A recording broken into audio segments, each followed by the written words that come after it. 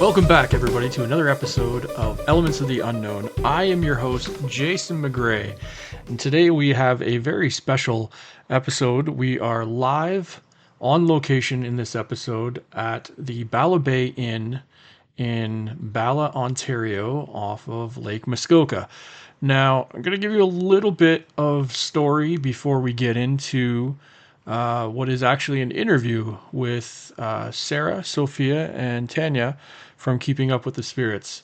But before we get in there, I'm gonna read a little bit about what the Bala Bay Inn is, and then I'll tell you a little bit about the hauntings that have taken place. And we have been there all weekend, so there will be some content coming out as well. I'm going to read a little excerpt here. It's from a book called Haunted Ontario by Terry Boyle. Terry Boyle is an Ontario author who wrote quite a lot of Ontario haunting books and different books about Ontario and discovering Ontario and different things like that. So in his first book, Haunted Ontario, the very first chapter is called the Swastika Hotel, which is the former name of the Bala Bay Inn. And this is just a small excerpt to give you a bit of a visual idea of the Bala Bay Inn. So it reads as such. The year is 1910, and it is dinner time. Women dressed in long gowns with Gibson hairdos and gentlemen in black evening suits are escorted to the dining room. The tables are set, the service is simple but elegant and tasteful. Outside, the sun is glistening on the waters of Lake Muskoka. Welcome to the Swastika Hotel in Bala, Ontario. Now, the Swastika Hotel, which later on becomes the Bala Bay Inn, is renamed, of course, as we know, around World War II because of the Nazi Party and Nazi Germany using the swastika. And that image became, instead of a positive image, it became more of a negative image associated with Nazi Germany. So the swastikas that were on the building, there was 3 of them, they were removed from the building and filled in, and then they rebranded the hotel the Bala Bay Inn. So the Bala Bay Inn was that the land from that was actually purchased by E.B. Sutton from a gentleman named Thomas Burgess, who was actually like a founder of the community up there in Bala. And one of the conditions that Mr. Sutton came to an agreement with was that he could build the Swastika Hotel on the land that he purchased under the condition that no alcohol would be consumed or sold on the property. So Mr. Sutton agreed to that, and E.B. Sutton and his son took the time to build the Swastika Inn. And over the course of time, there is a few haunted stories about what has happened at the Swastika Inn or the Bala Bay Inn. And it starts with his wife, who he brought over with him from the United Kingdom. They where they planted grounds here, and they liked Muskoka, and they wanted to come over. And so his wife gets up one day, and she's feeling kind of not so well, like a high blood pressure. She can feel her chest fluttering, a little bit of chest pains, and she decides she's going to ignore it and go about her day. She goes down to do some laundry for that day, and as she completes the laundry, she ends up collapsing and has a stroke, and later on passes away from that. So that is the first death, I guess you would say, on the property. And that takes E.B. Sutton into a point where he gets a little bit down about it, and you can find him in his room quite often with the curtains drawn type of thing. So E.B. Sutton's son had actually had married, and they were always around the property as well. And so E.B. Sutton's daughter-in-law went looking for E.B. Sutton one day and found him in his room, and he was kind of just sitting there contemplating about life, and says to her that, he's not about to do with the afterlife and after death, and if um, there would ever be anything other than like just an eternal sleep, like he would just go to sleep and that would be it.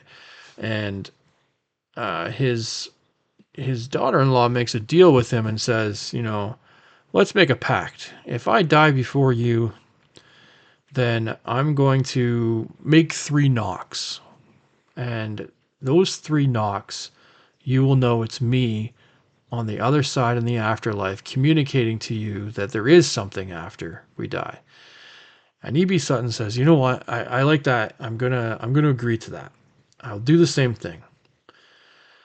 Well, it wasn't too long after that agreement was made. In a matter of weeks or so, E.B. Sutton actually passes away in his room, which is known as room 319 at Bala Bay Inn.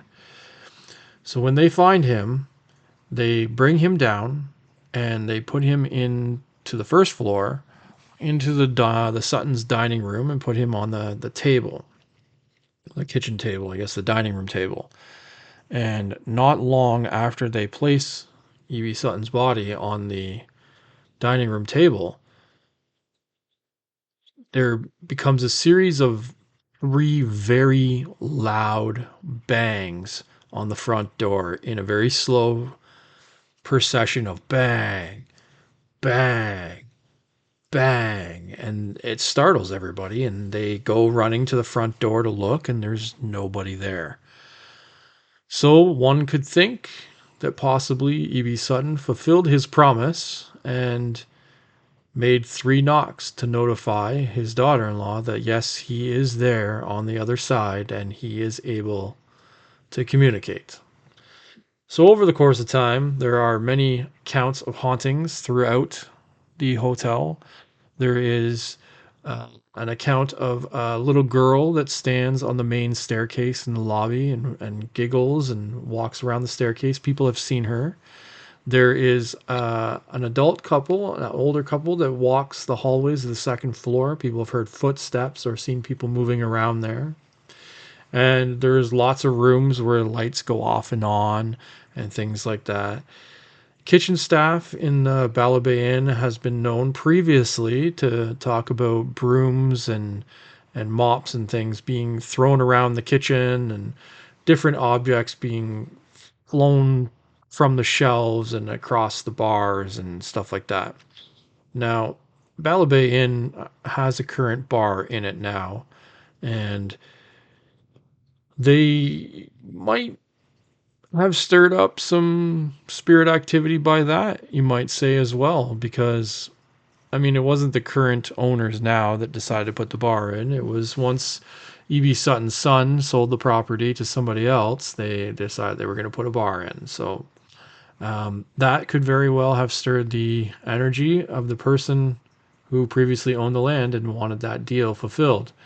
So their alcohol sales is definitely could be contributing to some of the activity in the hotel.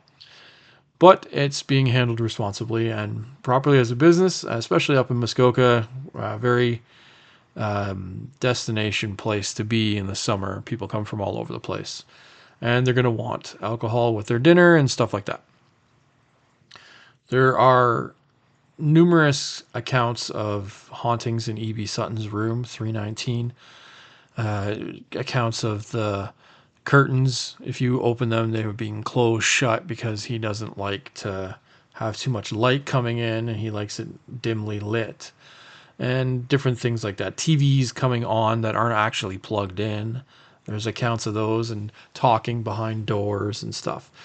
There's even an account of somebody closing up and making a statement, and right after they make a statement about the hauntings in the hotel, all the doors on the second and third floor, you can hear them just opening and closing, slamming and opening and closing, and it just frightens people and sends them running. So, all of these hauntings aside, and much more that you can read about, and there's a few books that have written about it. Haunted Ontario by Terry Boyle and Haunted Muskoka by Andrew Hind. He has written about them as well. They all have all kinds of haunting stories. If you want to learn more about the Bala Bay Inn, you can definitely find out from there.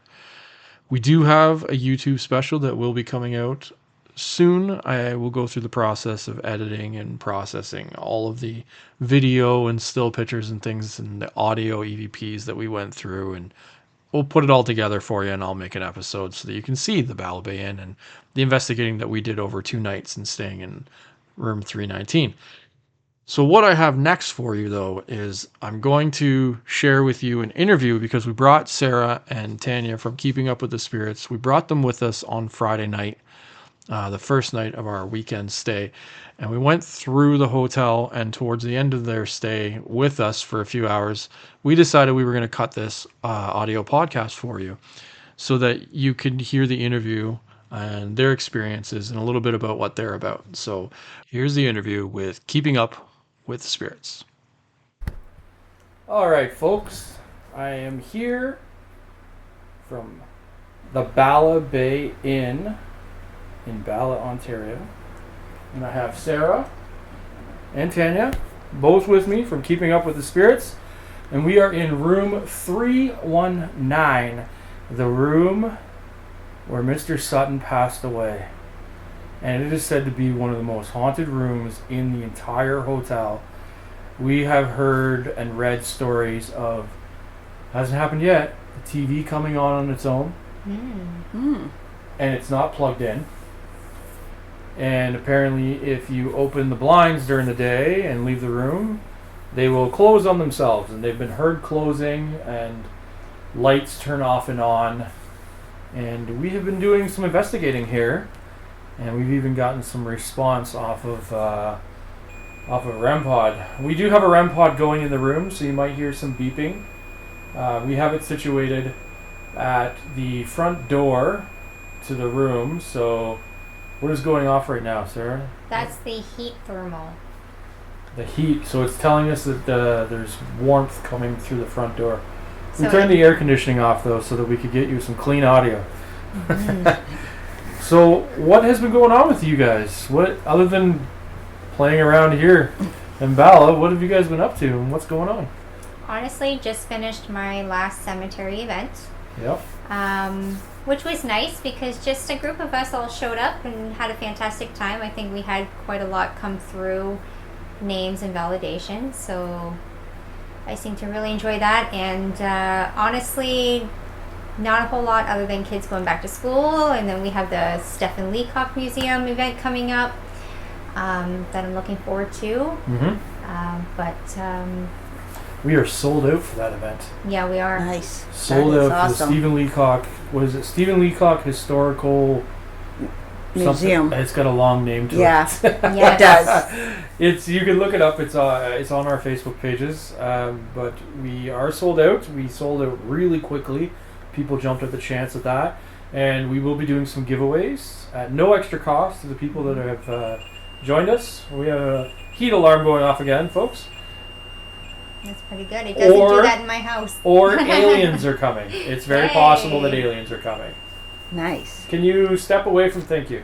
And yeah, so where was I? Oh, Stephen Leacock, and there's all kinds of stuff. I mean, I have a bunch of tours going on right now, and you were getting booked up. You're doing all kinds of different things. You're working with children with the paranormal.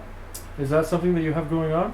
Yeah, so tomorrow I'm at a huge event in Severn, Ontario, the Severn Fall Fair, and I'm setting up a huge booth, and there's lots of kids that attend, and I find like every event that I do at a show, the kids love it, come up and tell me about the equipment that I have and how they watch Ghost Hunters or Sam and Colby or Spooky Boo or, oh, I watched you on YouTube, I like your stuff. And I think it's really freaking cool because, you know, I have kids, I have boys, and my 13-year-old loves watching Project Thier with me and asking questions and getting to know the stuff. Like, we'll have things that'll die in the house, and he'll walk around the house and get so mad and be like, Mom, I swear Spirit did it. It's Spirit did it. And I'll just sit there and hold in my laugh because I'm like, oh my gosh, as if he just said that right now.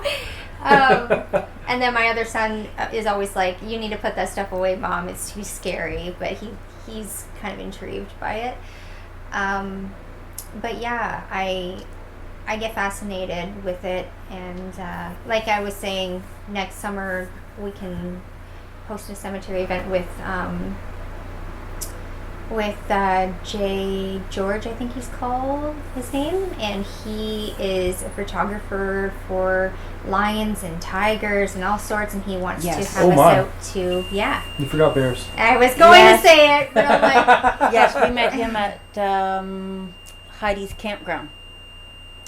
Yes. Can you step away from that sensor? Thank you. But yeah, he wants to bring his day camp along, and so that's just Tanya turning off the REM pod. He wants to have his day camp come along and learn about the paranormal, and apparently the parents are really excited knowing, so... That's fantastic. I'm excited for us to come out, and of course for you to be there, and... yeah, I'll come out. He wants us to kind of talk about spirit animals, and you know, intertwined with the cemetery or whatever, so... But yeah, other than that, it slows down during the wintertime, so... It slows down for you at the wintertime? I do more readings in the winter than investigations. What kind of readings do you do? I do mediumship. I connect with people's loved ones that have crossed over, and it just keeps me motivated and connected, and that's what I do best, and I connect with my portal, connect with angels and guides. So You've got a lot going on. I do. She's busy. So it's hard to say that you would die off in the winter. You just switch gears to a different focus. Yeah, I mean, for me, back in the day when we had Durham Paranormal, we were all, a handful of us were car guys. So we had cars and we modified cars, and in the summertime we went to car meets or hung out in parking lots drinking coffee and go to car shows on the weekends and stuff like that. Yeah. And then once the weather got cold and you put the car away, me and the boys were like, well, what do you want to do now? Let's go ghost hunting. Why not? So that was always our winter hobby, is that we were out ghost hunting. And many nights spent at Ghost Road in Port Perry and Salem Cemetery in Ajax. A lot of nights at those places. And just learning as we went. So it became a thing where it just became around the clock, because eventually I stopped doing car stuff and I was like, man, I'd like to ghost hunt in nicer weather. Yeah. I was just tired of standing in the snow and being cold and all that stuff. It's fun to do, but it's even funner in the summer. You know, it's funny because I have videos. It's below zero, and I have the hubby and the kids in the car. Obviously, they're warm, and I'm out with the spirit box, and I'm in like 4 feet of snow in the middle of a cemetery, connecting with the wind blowing through my hair, and I don't give a shit. I'm Canadian. You can't keep me away from the cemetery. I don't care how cold it is. And mind you, it didn't last long because my fingers were frozen. And they were just all in the car just watching you do your thing? Yeah. I mean, why not? So look at the crazy lady. Yeah, exactly. But I don't know. I find them very beautiful and sparkly in the wintertime. And the snow, or the snow? Oh yes, the snow. Yeah, of course. But yeah. You know what, Tanya? I don't know a lot about your spiritual history, your paranormal history. We've managed to connect at events and stuff, and formed a good bond. And I'm getting a sense of things that you do, but I really don't know about your experiences and your history and stuff like that. I've had the advantage of having conversations with Sarah a little bit. Yes. Plus, she wrote a story for the book. We're going to have to get you to do that in the next one. Yes. I started more in the last couple years with Sarah, going to different events and just getting a little bit more in touch what I can do. I've had abilities since I was young, but I've really honed in on them in the last about year and a half, 2 years, just figuring what I can and cannot do. And I get feelings. My thing is, like, I can go into a place and I pick up the emotions from the home or from the spirits. Just, that's my thing. I just get different feelings. And it's a learning curve. I just go with the flow, and what else can I say? Yeah. But have you've always had an interest in the paranormal? Yes. Ever Okay. since I was little. Just since you were little. And Yes. I think you guys were saying at dinner time or earlier that you come like from a family line of people that have always been, I would just say, sensitive. Or Yes. And some kind of connection to spirit and stuff. Is Yep. that right? Yes. My mom, my aunt, Sarah, me, her sister Brianna. So And my there's son William. about five Your or son's starting to display as yeah. well. 5 or 6 of us in the family that have different abilities of different levels that we can connect with different situations. And Even my dad's side of the family, very sensitive. Very religious, but very sensitive. Any amongst your families, any skeptics amongst the Yes. households? yes, we do. We got a few in our family that are like, well, I'm not too sure about that, but I think we're kind of getting them leaning towards our way because we've shown them stuff or validated things, and they're like, You know, whoa. my mom's hubby, Mike, very skeptic, and I think I've made him into a believer. Mm-hmm. He goes into work. He owns Del Tonda. Goes in there and tells all the employees exactly what I do, and I don't understand how she did this. I can't question it, and he will question every little detail. Yes. And Yep. I brought his Aunt Donna through, and she came through the portal, and we were sitting there, and I said, "Hi, Aunt Donna. My name is Sarah. I'm sitting here with your nephew, Mike. Can you tell me what you did when you were in the physical?" And you hear, "I played music. I was a musician." I said, "Really?"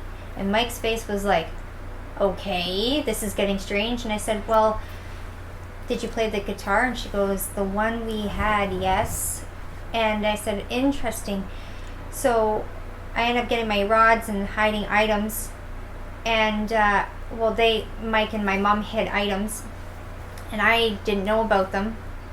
They have a very large home, so I'm walking around for a while trying to find these items. The rods took them to these items and to Mike's dresser. And he goes, "Okay, this is weird." He goes, "Because I'm not going to tell you what was behind there yet, but it fell behind the dresser. And I don't understand how that happened." And all Donna said, "It's the cello." Mike said it was a guitar pill bottle. The next day, my mom moves the dresser, pulls it out, and she goes, "Oh my freaking God, Mike, it's a freaking cello." He goes, "You're kidding me." He looks at it, he goes, "It's a cello, what the hell?" And we have it all filmed on the Wow. portal. Yes. So I like that. I like skeptic people. I like to help people believe and understand of the paranormal, because I'm a skeptic believer still in things, because you have to be, but it's cool. I've talked about that before. How I always go on 100% skeptic and 100% believer. For me, I find that I don't necessarily need to convince somebody to believe in something, but if I can convince them to just be open-minded. I love that. Yes. Yeah. Open You know what? Minded. Maybe don't be so narrow-minded and just, no, it doesn't exist. That's right. Instead go, you know what? Maybe there's a possibility, but I don't have any proof yet to show me that it exists, but I'm open to the idea of somebody proving me wrong. Yeah. I'm okay with that. Yes. too. Yes. That's Me too. perfect. That's the perfect thought. And that's my stepdad to a T. Yes. Yeah. And then he'll be like, the other day we did the flashlight effect in his living room, And you brought my stepdad through that passed away just over a year ago. yeah, And he was answering questions. I would be like, "Can you blink twice for this answer?" And then all of a sudden Mike's talking to the flashlight. He goes, "I can't believe I'm talking to a goddamn flashlight." he goes, and then he starts talking to Dan, and then Dan's answering him, and then he's like, okay, well, can you blink twice if it's really you? And then, 10 seconds later, it was like poof, poof, and there's my mother going, oh my God. So here they are, not even looking at me. They're talking to a flashlight. And Mike's like, I'm talking to a flashlight. Like, if that was my flashlight, I'd be pissed and send it back. How do you describe that? So the fact that it was giving validation with him saying, can you blink twice? Not just can you turn on or off. He was asking for validation. He goes, I can't explain that. It's really cool, and I'm all for it, and stuff like that. And he goes, and Sarah, and I know you, and you wouldn't fake this stuff, so when I see you do your stuff, I know you're legit. So that's where I question this stuff, but I'm interested to learn more. Do you find sometimes that you need the validity? Like, do you need some people in your life to kind of say, okay, I can see that you're doing something that I can't understand, but I identify that you're doing something? Or is it a type of thing where... To me, I really just don't care. Yeah, I was going to say, like, is it the type of thing where you can connect to spirits and the communication and relationship you have with that energy is good enough? Or? It is. Yeah, definitely. To me, that's gonna. There's something touching my leg right now. Right now, it's right not. Here. I swear to God, I know you can't see this. It's not me. I can feel like I'm just being touched like this, which was kind of weird. And I felt that at the dinner table too. So you're feeling a hand kind of touching your thigh? Yes. Outer thigh, and just kind of letting you know that they're there, I guess? Yeah, the moment you kind of said that, like, just to know that there's communication, that you're connecting, it was just like a nice gentle touch, like, yeah. So while you're feeling this, do you get like messages, or do you get a sense of what's going on or who's around? Right now, I feel like it's a sense of it's okay.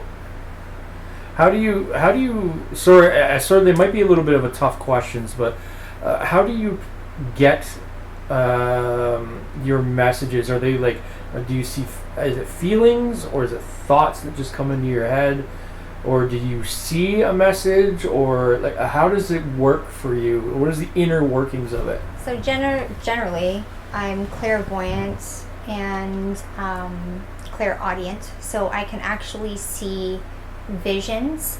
Not so much when I touch something, that's not me. I instantly start seeing images of what they want me to speak out to. So if I'm doing a reading for a sitter and I'm like, you know what, your mother's here, she's showing me certain messages, like how she crossed over, the last things that she may have said to you. I like to give validation of what only they knew, because it's easy for a medium to say the same things, and I try to do the opposite, where I'm giving something that, like a nickname or a password. So I'll ask spirit for some of the hard questions. I can also hear spirit audibly. My name being called out. I don't know if anybody in the audience has had that. You know, you're in a meditative state when you're about to fall asleep, or you're doing the dishes, and all of a sudden you hear your name being called out, and you just get startled. I think everybody's had that. Yeah, I have. It means you have the ability to connect. You've been half asleep, and you maybe thought you've heard somebody call your name, and you stop and you listen. You're like, did somebody just say my name? Like I'm not sure. I'm sure I've had that happen more than once. I always wonder that about people with higher connection with energy. I don't even like to say abilities. Higher connection, openness. How do they perceive it? I've heard people say, like, when they close their eyes, they can see the words come into their mind. Like, they can just see it spelled out. Dictionary. Yeah, or they can see the image of somebody, or with eyes open, they can just see somebody standing there as if I'm standing there. They just see somebody else. And that my scientific brain, it just blows my mind that somebody could see somebody else standing there even though I can't see them.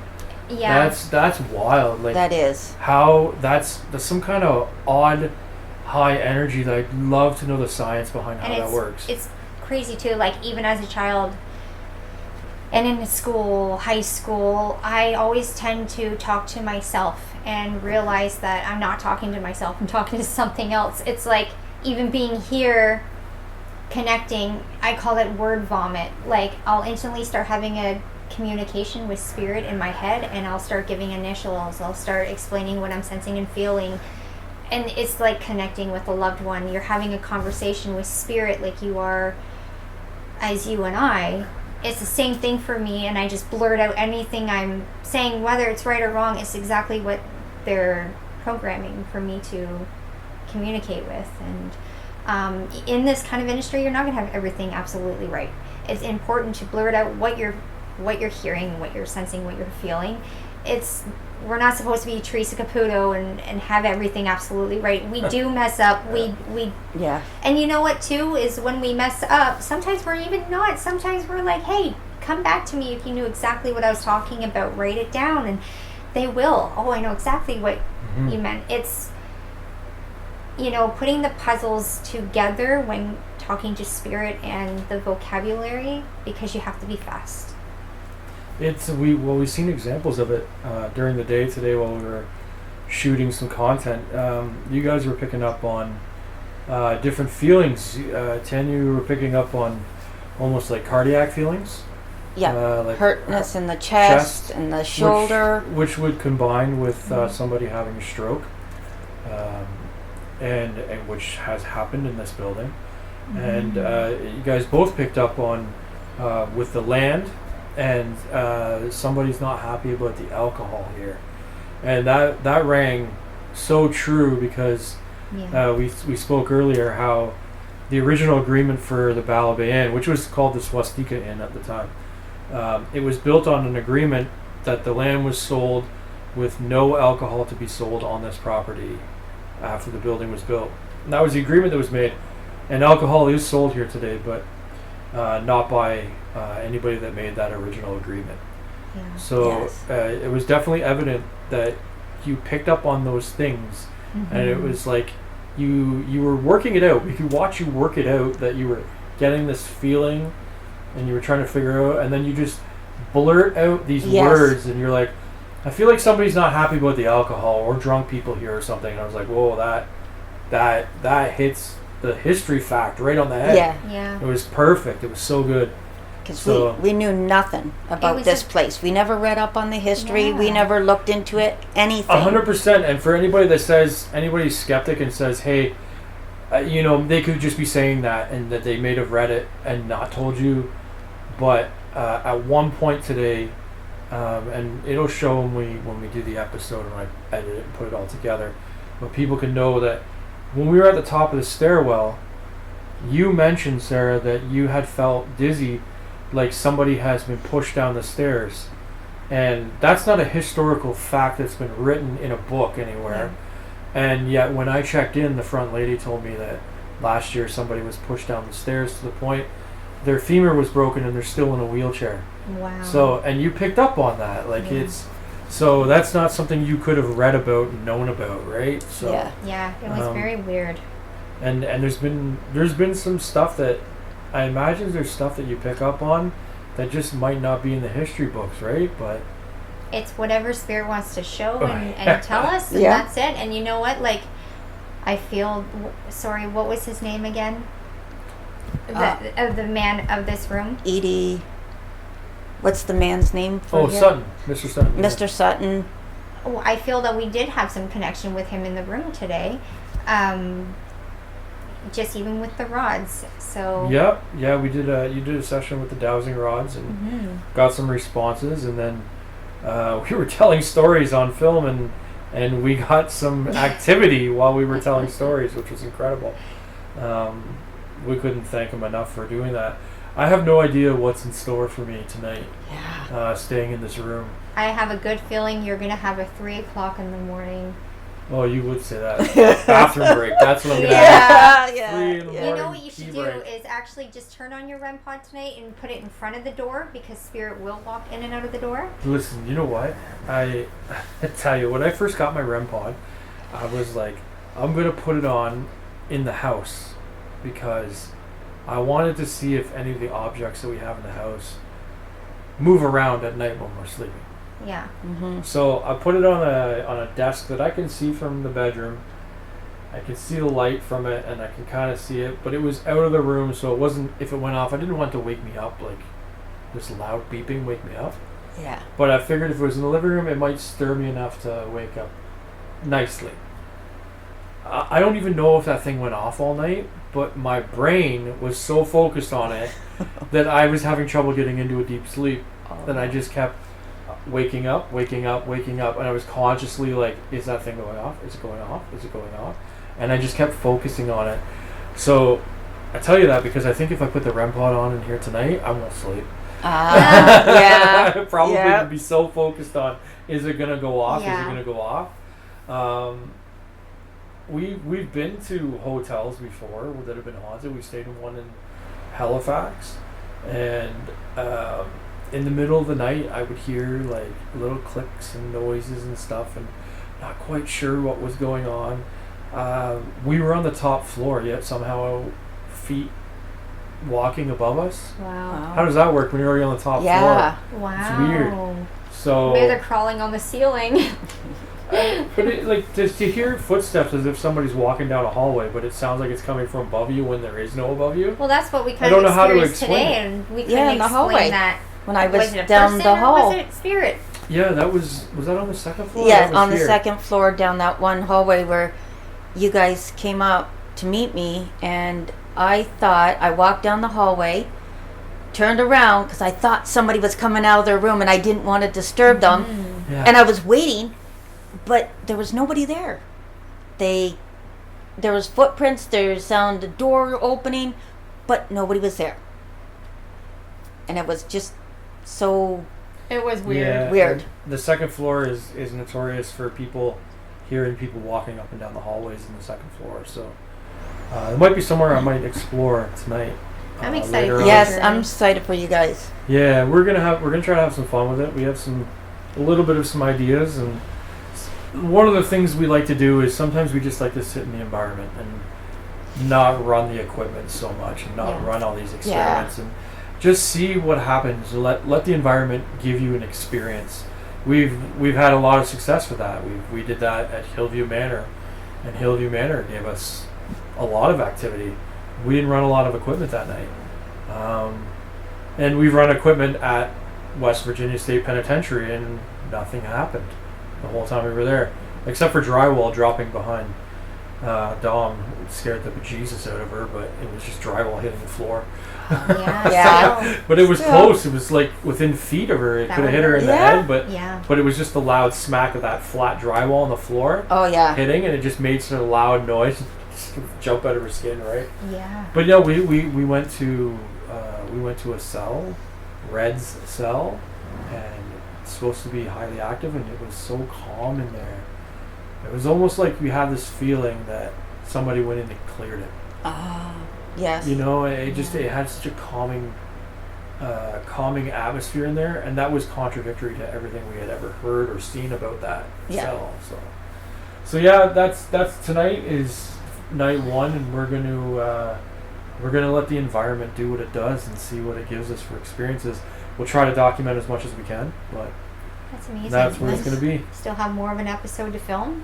So Nice. We have lots of stuff we can do. We're hoping to do some more interviews tomorrow during the day, and we'll check out the area and see what we can get. nice. Nice. Anyways, guys, we're Yeah. gonna wrap up, and we will try to get you back on. Hopefully, again, Yes. get you on another episode. We'll talk some more spooky stuff. That sounds See what else you guys are into. Maybe Bigfoot or aliens or Yes. something. I I'm don't down. know. Let's Yes. do it. Definitely. All right, folks. Until next time, stay spooky. There you have it, folks. That is the interview with Keeping Up with Spirits at the Bala Bay Inn in Bala, Ontario. And this will conclude our episode this week, a very special episode on location at Bala Bay. We can't thank Bala Bay enough for allowing us to come in and see their facility and stay in their haunted room, and allowing us access to the hotel to investigate and find all kinds of spooky happenings around the hotel. I can't recommend this place enough. If you get a chance, book at the Bala Bay Inn. Ask for room 319. You might be able to get a stay in there. And who knows what will happen in that room while you're there. For me, I got 2 nights of good sleep. But we did find a lot of hauntings going on, and a lot of things happening in our experiments, which you will see coming out soon on our YouTube special about the Bala Bay Inn. Until next week, folks, Jason McGray signing off. Stay spooky.